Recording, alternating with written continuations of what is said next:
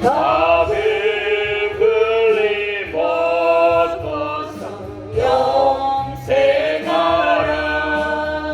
모든 짐을 버리고 주께 오면 그 한없는 자비를 힘이 되리. 아멘.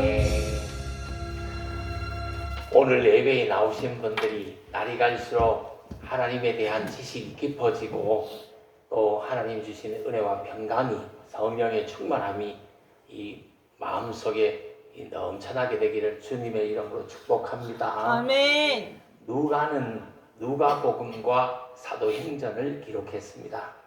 누가복음은 누구인데 보냈냐? 데오빌로 가카라는 사람에게 보냈습니다. 사도행전도 역시 데오빌로라는 가카라는 사람에게 보냈어요. 이 가카라는 호칭을 쓰는 것은 이 데오빌로가 그 당시에 로마의 높은 직위에 있는 고위 관리였다는 이 말이에요. 로마의 고위 관리, 이 누가복음을 쓸 당시 사도행전을 써서 보낼 당시 이걸 받아보는 데오빌로는 로마의 관음이었다는 사실이에요. 이미 복음을 받아들이고 신앙을 가졌던 사람이에요. 그런데 당시 로마는 네로 왕이 통치하고 있었는데 로마의 고위 관리가 신앙을 받아들이고 신앙을 알고 있었다. 누가복음도 편지를 받은 사람이 되고 사도행전도 편지를 받은 사람이 된다는 것은 상당히 특이한 일이에요. 왜? 당시에는 신앙 지킨다는 것이 곧 목숨을 거는 일이었어요. 네로 왕이 걸리면 신앙 지키다가 고위 관직뿐만이 아니라 사자밥되기도 하고 처형당하기도 하고 뭐 그런 거예요. 사도 바울도 순교할 때 참수형 당했잖아. 목 잘려 죽었잖아. 그것이 바로 이 당시의 일이란 말이에요. 그래서 오늘날 신앙 지키는 거하고 이 당시에 신앙 지키는 건 차이가 많아요. 오늘 우리가 평안하게 신앙생활 하잖아. 근데 이 당시에 신앙생활 하다가 걸리면 그냥 목 잘리거나 사자밥 되는 거예요. 그런 사회적 환경 속에서 로마의 관리 데오빌로가 이미 신앙을 받아들이고 신앙을 가지고 있었다는 거지. 이건 엄청 중요한 일이 되는 거예요. 이게 있었기 때문에 나중에 기독교가 공인받게 되는 거예요. 콘스탄티누스 대제 때 로마에서 기독교 공인을 받는 거예요. 약 한 250년 후쯤에 300년 이 사도행전이 기록될 이것보다 한 250년 정도 후에 기독교가 공인받게 되는 거예요. 이 누가복음은 이 데오빌로로 하여금 그 배운 바, 그 알고 있는 바를 확실하게 믿도록 하기 위해서, 확실함을 얻도록 하기 위해서 사도행전까지 기록한 거예요. 누가복음 편지 보냈는데 어느 정도 또 하나님에 예수님에 대해서 사도행전을 보내서 확실하게 기독교에 만들려고 한 거예요. 확실히 알도록 함이 중요한 거예요. 사람은 자꾸 흔들려서 잊어버리고 복음을 받아들이고 막 예수 믿는다고 하고 막 가르침을 받았는데 제자 훈련 받았는데도 잊어버리는 거야. 그래서 확실하게 이렇게 알도록 하기 위해서 사도행전까지 기록한 거예요. 이 사도행전은 예수 그리스도의 행적을 이어서 사도들에게 임한 성령의 역사를 기록하고 있어요. 이 사도행전은 로마인에게 기독교를 변증하기 위해서 기록하는 거예요. 유대인들이 섬기는 하나님이 참 하나님이다. 유대인들이 믿는 예수가 그리스도다, 메시아다, 구세주다. 이걸 확실하게 심어버리려고 이걸 기록한 거다. 이거지. 이 누가복음은 똑같은 동일한 인물에게 보내는데 복음의 기초적인 거, 영접하는 자녀가 된다. 이런 걸 기록했다고 하면 이걸 확실하게 더 이렇게 믿도록 하기 위해서 사도행전을 기록했다. 누가복음을 기록하고 바로 이어서 이 사도행전을 기록했습니다. 사도행전 63년에서 64년경에 기록했다. 이렇게 봅니다. 바울은 66년에 순교를 했어요. 66년에서 67년경에 순교를 했어요.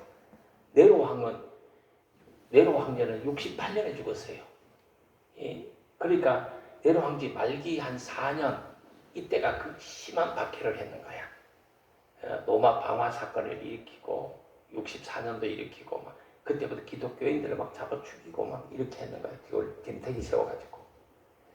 이 사도행전의 기록 당시 로마에서 기록된 것이죠. 이 사도행전이 로마에서 기록된 거예요. 그것도 가장 극심한 박해 속에서 기록된 거예요. 환경이 좋을 때가 아니라 극심하게 나쁠 때 네로 황제의 극심한 박해 속에서 사도행전이 기록된 거예요. 이 사도행전이 박해의 본거지가 로마잖아. 그 로마 황제 중에서 제일 나쁜 놈이 네로잖아. 로마의 14대 황제의 이 사람이. 이때 기록되어 있어요.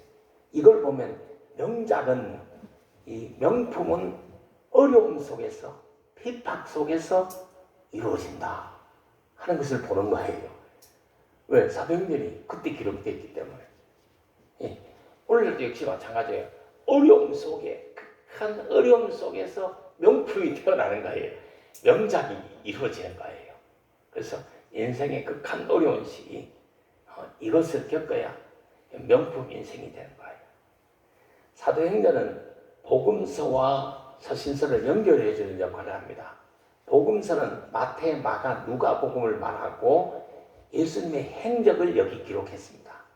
그러나 서신서들은 이 사도들에게 성령이 어떻게 역사했느냐를 기록하고 있습니다. 신약성경 대부분 13권이 바울 서신이라 그래요. 여기는 사도들에게 성령이 어떻게 역사했냐, 베드로에게 어떻게 역사했고 이 바울에게 어떻게 역사했느냐, 이게 주안점입니다. 사도행전은 이 바울의 행적과 베드로의 행적을 기록하고 있어요. 주로 이게 바울의 행적 중심으로 기록이 되어졌습니다. 구약은 율법 중심의 이 사고방식을 교육시켰어요. 율법을 지켜야 된다. 하나님의 말씀을 지켜야 된다. 이걸 교육한 거예요. 그런데 이 바울의 사도행전 때부터는 성령이 역사하고 은혜로 된다. 이렇게 신앙을 전환시킨 거예요. 다시 말하면 구약의 지킴을, 행함에 지켜야 된다. 이 신앙에서 바울 서신서부터 이렇게 쭉 보면 사도행전부터는 뭘 강조하느냐면 은혜로 된다. 지켜가지고 한계가 있다. 다 못 지킨다. 믿고 은혜가 임하면 된다. 이 신앙으로 신앙을 전환시켰단 말이에요. 지킴에서 은혜로의 신앙으로 전환한 것이 사도행전이 됩니다. 이 사도행전 내용을 보면 바울을 핵심시켜요. 바울은 1, 2, 3차 전도 여행을 시키고 예루살렘에서 체포되고 로마의 감옥에 끌려 갇히게 되고 하는 바울의 전도 행정을 쭉 기록한 거예요. 특히 1장에서 12장은 베드로의 활동을 기록하고 있습니다. 13장에서 26장까지는 바울의 행적을 기록하고 있는 거예요. 이 핵심 줄거리는 성령이 역사해야 된다. 아멘. 성령의 활동을 기록하고자 한 거예요. 이 성령이 역사니까 복음을 담대히 전하게 되더라. 이방 사람들도 복음을 믿게 되더라. 로마에도 교회가 세워지고 초대 교회가 세워지더라. 이걸 전가하고 있는 거예요. 이 성령이 역사니까 초대 교회가 막 급성장하더라, 세워지더라. 사도들 이 능력을 받아서 자기 고난 속에서도 핍박 속에서도 복음을 전하게 되더라. 이걸 가르치고 있는 겁니다.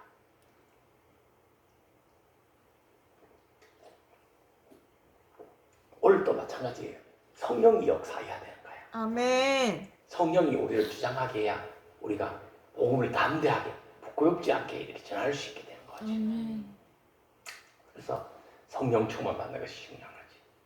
이 초대교회 성도들의 모습은 사도행전 2장 43절 그 부분에 보면 나옵니다. 이 서로 교제를 했어요. 그 다음에 어려운 이웃들을 도와주었어요. 특히 과부들을 구제해 줬습니다. 과부들을 많이 도와주었어요. 이 사도행전 6장 같은 데 보면 집사제도가 처음으로 생기게 됩니다. 교회가 세워지니까 집사들이 직분을 갖게 되고 세우게 된 거예요.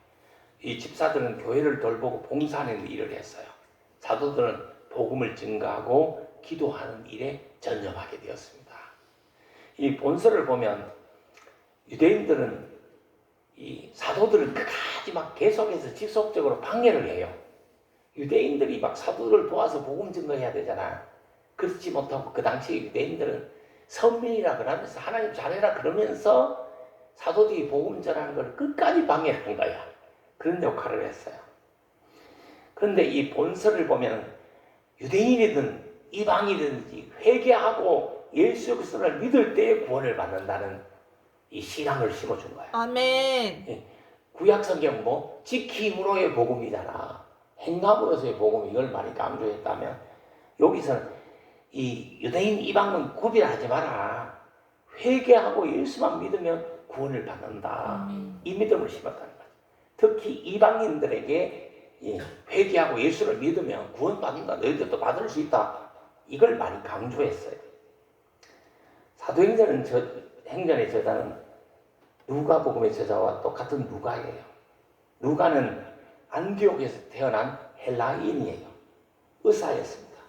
바울이 2차 전도 여행을 할 때 드로아라는 지방에서 바울을 따라다니고 동행을 하기 시작했어요. 그리고 빌립보라는 곳에서도 바울과 함께 복음을 전했던 사람입니다. 누가는 바울이 로마 옥중에 있을 때 끝까지 바울과 함께 바울의 곁에서 위로자로 있었던 사람입니다. 디모데후서 4장 11절에 누가만이 나와 함께 있느니라. 바울이 이런 표현을 쓴 거예요. 자기가 어려움을 당해보니까 내 곁에 누가밖에 없더라. 누가 한 사람만 자기 곁에서 위로자가 되어주더라. 이렇게 기록을 한 거예요. 어려울 때 누가만이 나와 함께 있더라. 환경이 열악할 때 누가만이 나와 함께 있었느니라. 이렇게 성경이 기록을 하고 있어요. 정말 우리도 어려움의 시기에 함께 옆에 있어준 사람 감사하게 생각해야 되는 거예요. 아멘. 고맙게 생각할 수 있게 되기를 바랍니다. 아멘. 그래서 성도들 간에도 서로 귀하게 여기고 존귀하게 여기고 하나님이 귀하게 여기시는 분을 우리가 함부로 하면 안 되잖아. 아멘. 그래서 귀하게 여기면서 믿음의 길을 걸어갈 수 있게 되기를 바랍니다. 아멘. 이 13장에서 28절의 핵심 인물은 바울이라는 사람이에요. 이 바울이라는 사람이 기독교 역사에 엄청 중요한 사람이야. 근데 이 바울이라는 사람은 이 초창기에 40 미만일 때는 어떻게 했냐? 예수 믿는 사람을 잡아 죽이고 예수 믿는 사람을 박해하고 이 핍박자 중에 핍박자 아주 나쁜 놈이었어요. 그 40살이 된 이후부터 이렇게 다메섹 도상에서 예수님을 만나게 되는데 다메섹 도상에도 왜 갔느냐 하면 예수 믿는 사람을 잡아 죽이러 다소라는 지역으로 가려면 이 다메섹을 지나가야 되는 거야. 그 예수 믿는 사람이 있다는 소식을 듣고 잡아 죽이러 가다가 체포하러 가다가 이 예수님을 만난 거야. 그때부터 이제 이 사람이 확 바뀐 사람이야. 이 사람은 베냐민 지파 사람이야. 히브리인이었어요. 길르기아 다소라는 곳에서 태어났어요. 이방 풍속인 로마 문화에 아주 익숙한 사람이었어요. 로마의 시민으로 성장하게 된 사람이에요. 당시에 로마 시민이라는 건 상당한 거예요. 전부 유대인들은 전부 다 노예 민족이잖아. 근데 그 당시에 로마 사람이라는 건 대단한 거야. 우리나라 일제시대 때 일본 사람들 건들지도 못한 거야. 수사들은 무조건 일본 편밖에 안 들은 거예요. 그런 이 풍속이랑 똑같은 거야. 이 에르살렘에 있었던 가멜리엘 문화라는 것이 있었는데, 요즘 말하면 서울대학교 좀 되는 그런 율법 학교가 있었어요. 거기 출신에서 거기서 교육을 받은 사람이에요. 가멜리엘에게서부터 배운 사람이에요. 이 하나님 섬기는 훈련을 똑똑히 배웠. 얼마나 열심히 배웠느냐 하면 예수 믿는다 하면 이방 그 종교라고 생각하고 막 잡아 죽이려고 이렇게 하기까지 열심을 낸 사람. 유대교의 신봉자예요. 유대교는 하나님만 구약 성경만 믿잖아요. 거기에 집착한 사람이에요. 기독교인들을 잡아서 많이 박해하고 그 스데반 집사가 순교할 때도 앞장서서 돌멩이 던졌던 사람이에요. 그러니까 돌로 그냥 예수 믿는 사람 쳐 죽이는데 앞장섰던 그런 경험도 있는 사람이에요. 아주 나쁜 놈이었어요. 그런데 이 다메섹 도상에서 대낮보다 더 밝은 빛으로 임하신 예수님을 만나게 되고 회심을 하게 되고 이 대낮보다 더 밝은 빛이 자기에게 쫙 비치니까 자기 눈이 멀어버렸어요. 눈이 멀어 있을 때 이 바나바가 찾아가서 아라비아 광야로 데리고 와서 3년 동안 제자 훈련을 시킨 거예요. 3년에 이 사람이 완전히 변하면 위대한 사도가 되는 거예요. 아멘. 훈련을 사온 후에 복음 증거자가 돼요. 그리고 1, 2, 3차 전도 여행을 다니면서 이 사람이 가는 곳마다 교회가 세워진 거예요. 그러니까 교회가 초대교회가 세워진 거지. 그런데 이 전도하는데 많은 어려움을 당했어. 감옥에 가기도 하고, 뭐 40에 하나 감한매를 3번 맞기도 하고, 뱀에게 물리기도 하고, 배가 뭐 파도 만나가 파선 당해가 죽을 고비도 넘기고, 이 많은 고생을 한 사람이에요. 그러다가 64살 됐을, 64살 됐을 때 순교하게 됩니다. 순교하는데 네로 황제에 의해 가지고 참수행 당했어요. 참수행은 뭐냐 하면 머리가 잘려 죽는 거야, 목이 잘려 죽는 거야. 도끼로 머리를 쳐버린다든가, 칼로 쳐버린다든가, 아니면 참수대에 이렇게 올려놓고 머리를 싹 잘라버리는 게, 그렇게 죽음을 당한 사람이에요. 근데 이 사람이 엄청 기독교의 위대한 일을 한 거예요. 뭘 했느냐? 대표적으로 신약 성경 13권을 기록해 보는 거예요. 아멘. 26권 중에 13권 기록했다는 건 대단한 지대한 거예요. 그래서 바울은 예수님, 베드로 다음으로 위대한 사람이 되는 거지. 기독교사, 위대한 목회자요, 성경의 기록자요, 선교사가 되는 것이에요. 아멘.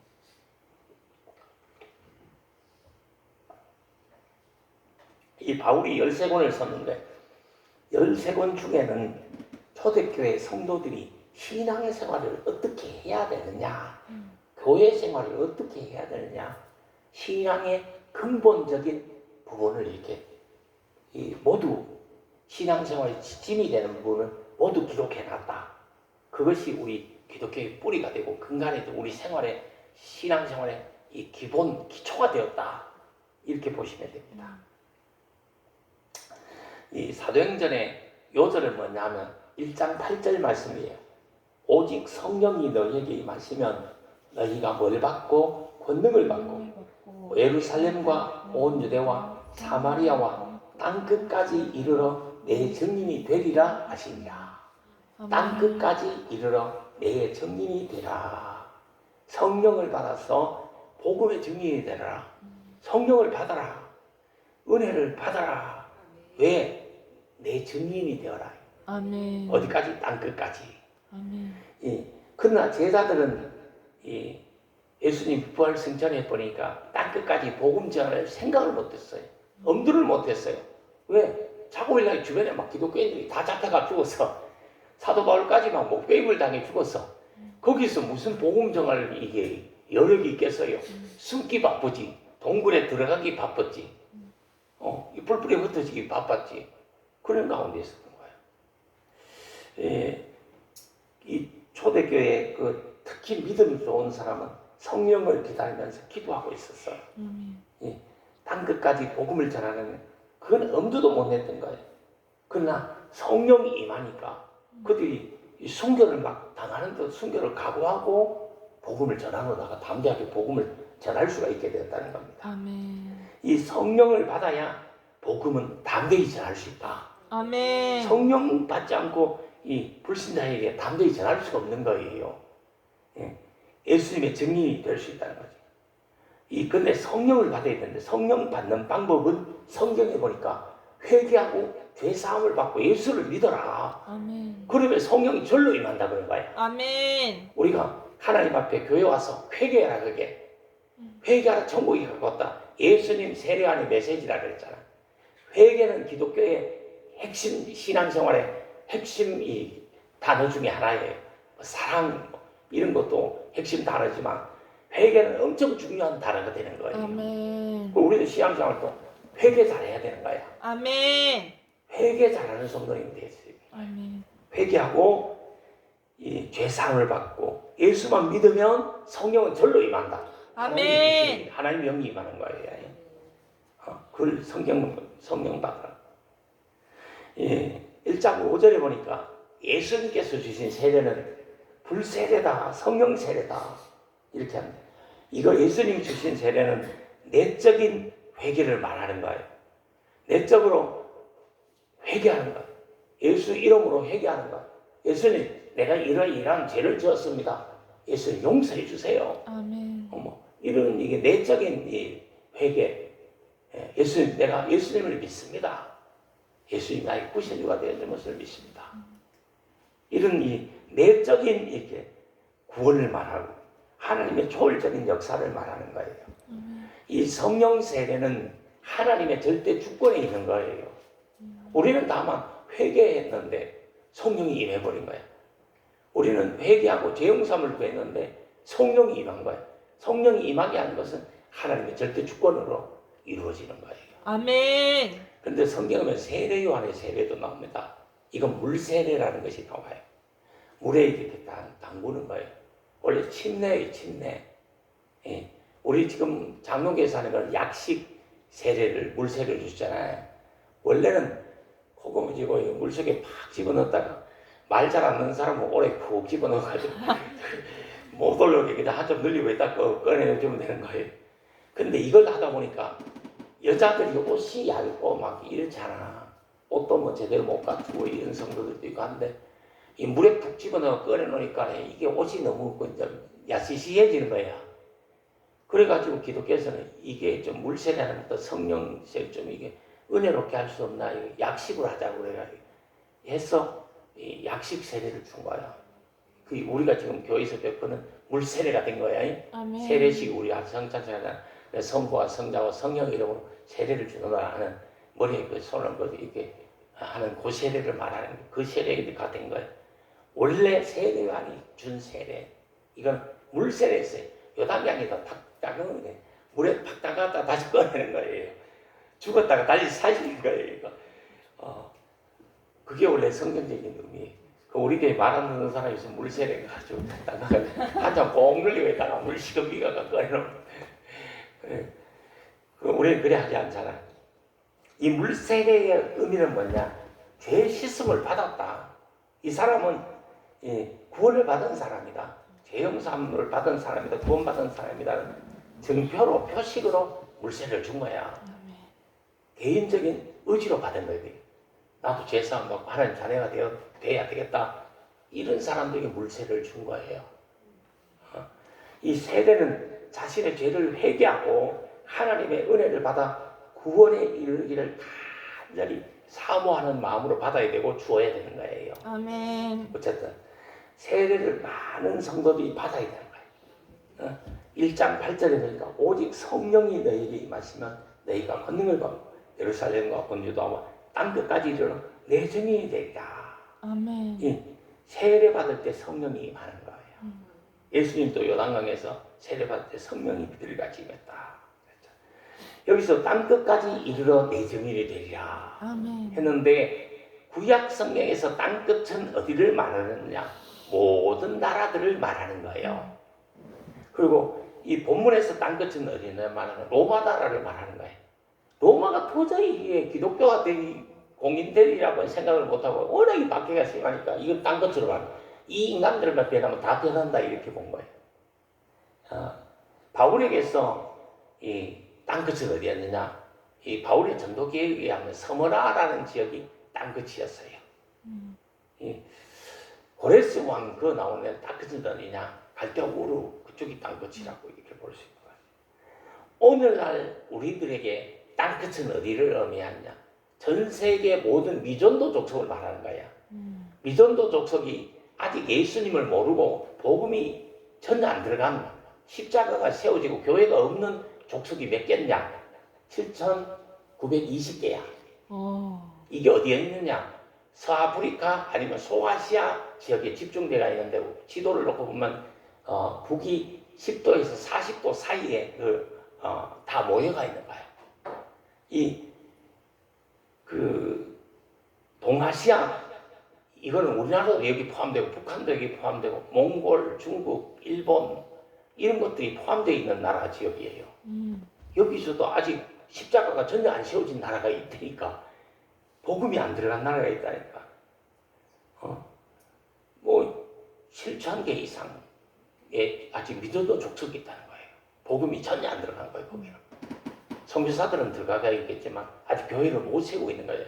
합법적으로 교회를 못 세운 적이 없고. 그러니까 여기 인구가 몇 살고 있나 하면 약 3억 2천만 정도가 살고 있는 거예요. 예수 모르는 사람, 예수에 대해서 들어보지도 못한 사람이 3억 2천이 있는 거예요. 그런데 세계 인구가 지금 24년도 기준으로 얼마냐면 80억만 되는 거예요. 80억이 되는 거예요. 80억 중에 3억 2천은 엄청 좋은 거지. 이제 땅끝이 다 돼가는 거예요.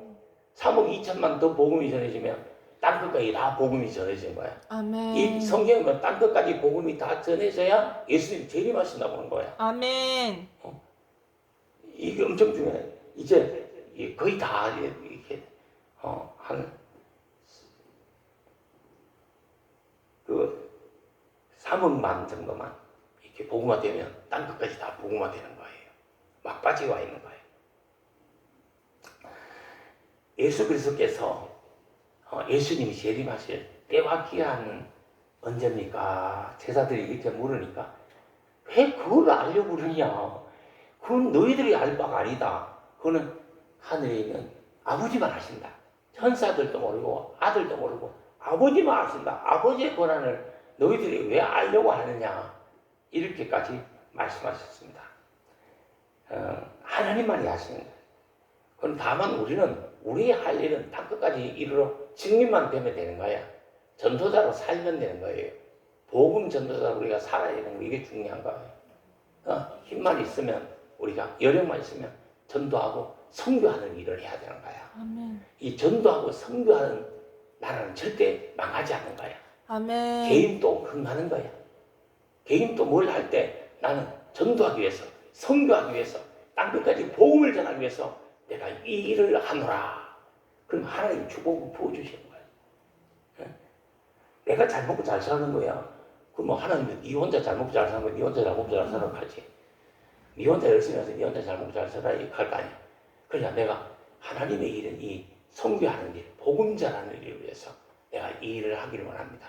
하나님 축복을 주세요. 이렇게 하면서 일을 해. 하나님 함께 하시면 막 축복을 물 붓듯이 부어주는 거예요. 아멘. 오직 성령이 임하면 증인이 되리라. 승천하기 전에 예수님이 마지막으로 부탁하신 말씀이야. 이 복음 전파는 가까운 데서부터 먼 곳에 이르기까지 해야 된다. 그걸 할 때 성령을 받고 해야 된다는 거지. 성령이 임해야 담대하게 복음을 전할 수 있기 때문에 전하는 사람이 허리멍텅하게 긴가 민가 아달달하게 이렇게 하면 그걸 전에 듣는 사람은 해롱해롱 아달달 해가지고 못 믿는 거예요. 그러니까 누가 복음 하나 보내니까 데오빌을 가까이 하가 믿는지 아닌지 확실한지 모르는 거야. 그래서 사도행전까지 써서 보내가지고 확실하고 막 믿도록 해버리고 하기 위해서 이걸 기록한 거예요. 우리가 복음 전할 때 담대하게 하는 게 중요한 거예요. 아멘. 성령의 능력을 의지하고 담대하게 그냥 해버려야 되는 거예요. 아멘. 뭐 내질른다는 이런 말이 있잖아요. 그걸 해야 되는 거예요. 그럴 때 이게 성령의 역사로 복음이 전가되어진다. 그런데 가까운 데서부터 먼 곳에 이르기까지 복음 전하라 그랬어요.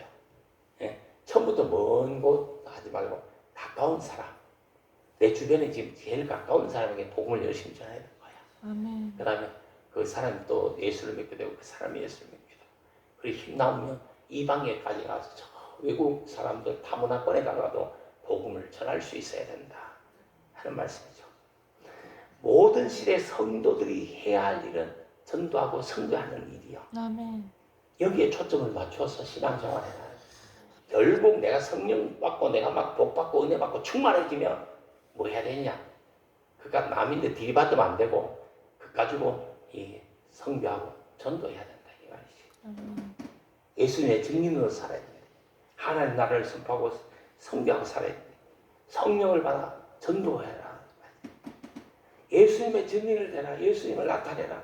이 가까운 사람에게 전혀 모르는 사람에게까지 이방 사람에게까지 복음을 전하라는 거지. 예수님의 증인이 되라. 이 의미는 예수를 전파하는 자가 되라. 이런 말이에요. 예수님에 대해서 뭘 말해야 되느냐? 예수님의 고난과 죽음과 부활을 전해라 이 말이에요. 순수하게 말합니다. 예수에 대해서 너희들이 알고 보고 듣고 성경을 봤잖아. 그리고 직접 보기도 해야 하는 사람들 있잖아. 듣고 보고 체험한 바를 전해라는 거지. 성령이 제자들에게 임하니까 이 성령을 받아서 증거자가 될 수 있었다는 거지. 이 박해기에 누가 예수를 전하겠어요?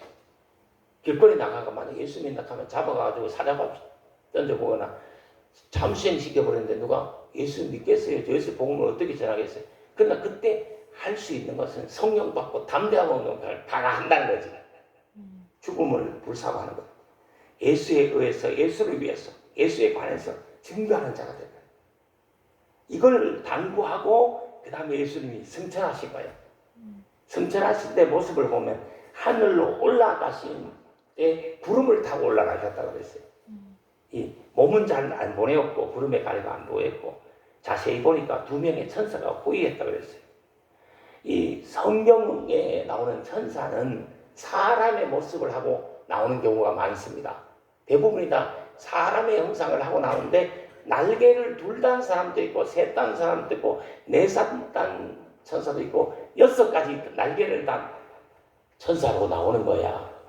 그런데 성경에 나오는 귀신은 발이 없어. 날개가 없어.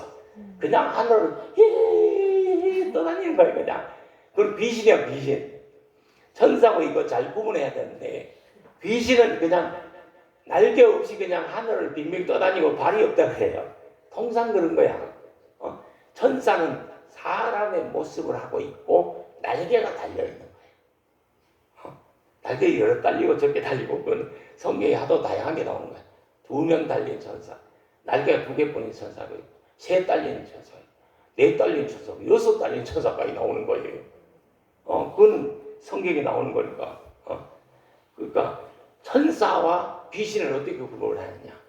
발이 있는데 없느냐? 날개가 있는데 없느냐? 천사는 날개가 있다. 귀신은 날개가 없다. 그 귀신은 발이 없다. 천사는 발이 있다. 그리고 이 천사와 악령은 동일하게 뭐가 있습니까? 날개가 있습니다. 악령하고 있잖아요. 그 귀신하고 또 틀린 것 같아. 성경을 보니까. 귀신 들린 자, 거기 귀신은 날개가 없이 그냥 하늘을 날아다니거나 우리가 전설에 보면 나오는 그건 귀신을 말하는 거예요. 악령은 또 천사를 가정하는 악령은 날개가 있는 천사가 타락해가지고 날개가 달려있는데 이 사람의 모습도 하고 있는 거예요. 그걸 우리가 구분했으면 좋겠다. 예수님이 부활승천한테 구름을 타고 승천했다. 이 구름은 구약성에서 하나님의 임재, 하나님의 영광을 선포할 때 구름에 둘러싸여 구름이 임한 거 그게 나오는 거예요. 이스라엘 백성들이 낮에는 불기둥, 밤에는 낮에는 구름기둥, 낮에는 구름기둥, 밤에는 불기둥이잖아. 이 구름 이거는 뭐냐면 하나님의 영광을 상징하는 거예요. 아멘. 이 땅에 오신 예수 그리스도께서 지상에서 사역을 끝내시고 영광 가운데 승천하셨다 그랬어요. 성도들은 복음 증가하며 살다가 영원한 하나님 나라의 믿음으로 들어가게 되는 것이에요.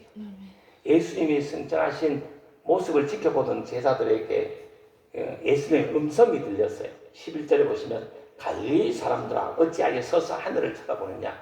너희 가운데에서 하늘로 올라가신 이 예수는 하늘로 올라가심을 본 그대로 다시 오시리라. 뭐 이런 내용이 기록되어 있어요. 예수님은 천사의 호의를 받으면서 하늘로 올라가셨어요. 그 모습 그대로 다시 오신다 그랬어요. 아멘. 예수님이 재림하실 때는 모든 사람들이 보는 가운데 영광의 모습으로 재림하신다 그랬어요. 그날과 그 시는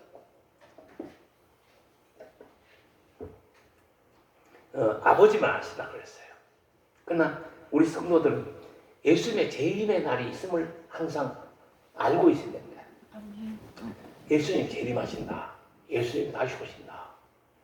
근데 이단들이 너무 이걸 많이 써먹은 거예요. 내가 예수다. 내가 재림했다. 이걸 너무 많이 써먹어 버린 거야. 그래서 사람들이 재림에 대해서 회피하려고 하고 설교도 안 하는 거예요. 그러나 우리가 분명한 것은 예수님이 승천하신 모습 그대로 언젠가 다시 모든 사람이 보는 가운데 재림하신다는 거예요. 그래서 계시록 성경 끝부분을 보시면 재림의 약속으로 끝을 맺습니다. 예수님께서도 내가 속히 오리라 이 말을 반복했고 내가 속히 오리라 하니까 그 당시 성도들이 아멘 주 예수여 어서 오시옵소서. 이걸 아람으로 마라나타 가르잖아. 마라나타 아멘 주 예수여 어서 오시옵소서. 이 신앙을 가졌던 거예요. 왜 그러냐면 그 당시 성도들은 로마의 박해잖아.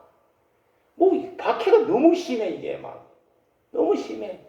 사도 바울도 막 복음 전하고 능력 있는 그 사도가 어느 날 갑자기 막 목이 잘려가 죽어보고 순교해버리고 막 성도들이 막 다 그냥 재산 몰수당하고 그냥 가정 핍박당하고 사자밥되고 막 죽임을 당하고 순교하고 하행당하고 막 하니까 이게 방법이 없는 거라, 소망이 없는 거라. 그 당시 소망은 뭐냐? 그 당시 환경에 처한 성도들에게 소망, 극심한 핍박, 극심한 어려운 가운데 처한 성도들에게 소망은 하나님 나라가 이루어졌으면 좋겠다.